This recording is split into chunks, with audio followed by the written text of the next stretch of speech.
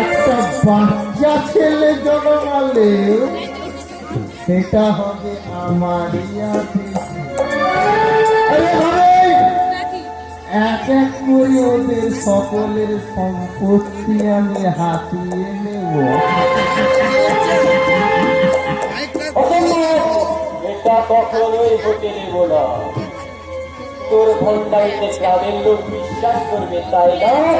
এভাবেই তুই সবার সম্পত্তি গ্রাস করবি, তাই না? বুদ্ধিমান ছেলে, কিন্তু কাজটা যদি না হয় তাহলে তো আপনার বোন মায়ের ভোগে গেল মিস্টার প্রশান্ত। আমি সানডে মন্ডে ক্লোজ করি।